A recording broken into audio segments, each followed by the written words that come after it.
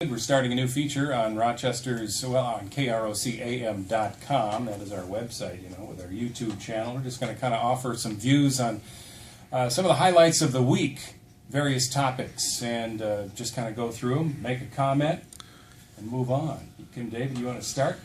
This isn't maybe not so much really news, we've heard it before, but this week the Republicans, especially in the Minnesota House, well, I back up, it was a Republican Party in Minnesota, came up with an idea to deal with this $2 billion budget surplus. And what they're saying is, give it back, give it all back to the taxpayers.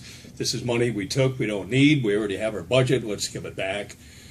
I'm not sure if they're even finding support among all the Republican legislators on that, because some of them have their ideas on maybe bridges and roads and this and that, but it certainly will start, I think, more debate. We went through this years ago when we had this huge surplus, and Governor Ventura at the time was able to work a deal out where they did give a lot of that money back, and there was a lot of controversy in later years because then the state started running a deficit. So we're starting to hear these conversations already. The governor has some ideas, Democrats have some ideas, Republicans have their ideas. Personally, I think they should take a big chunk of this money and just set it aside.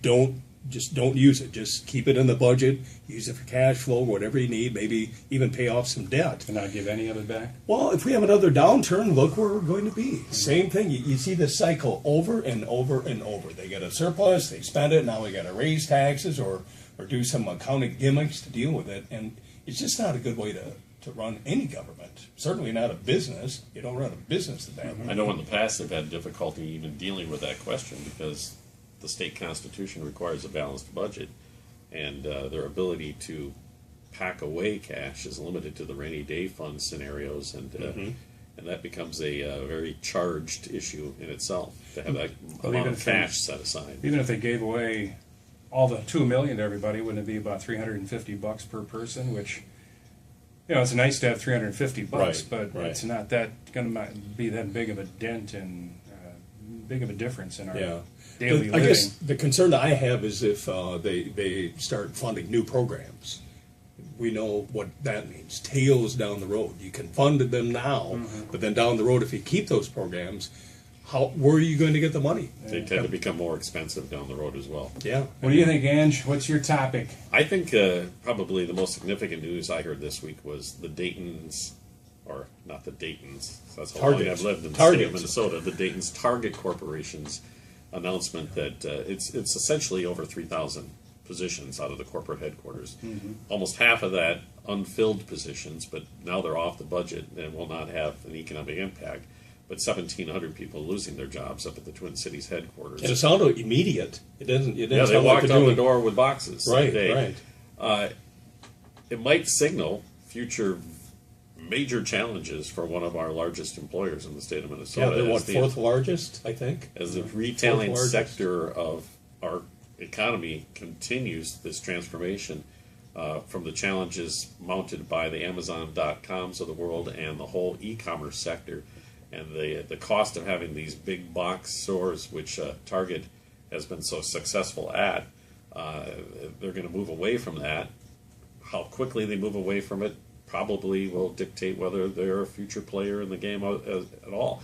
You look what happened to Kmart and Sears, and how we will be doing our shopping down the road. And will we drones? I mean, it's not that far away that you'll see these deliveries right to your door almost instantaneously.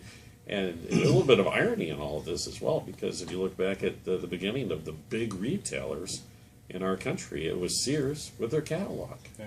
You didn't actually go to the store to buy it. You had it delivered to your home, and now we're going to go back to it. Yeah. Well, on the lighter side and the fun side, big game last night, John Marshall and Mayo. A barn burner at Mayo Civic Center, and Mayo upended John Marshall 39-37 in overtime. That's quite a... It's the last. I don't know when the last time that those two teams have met in the section final to go to the state tournament, but it wasn't in the 2000s. It was in the late 90s, I think. And Rich Decker coming back on what a story on the court. What a story. coaching the team. It was his second year at Mayo, and Yeah. here they are going to the state tournament. Look It'll be how fun. look how dominant JM was. One loss all year, but the Mayo girls, they went through the playoffs just as strong as JM did, and they knocked off Lakeville North. Yeah. One of the only teams to beat a Lakeville North team in all year. So anyway, A lot of congrats fun. to my alma mater. Go get them, girls. All right.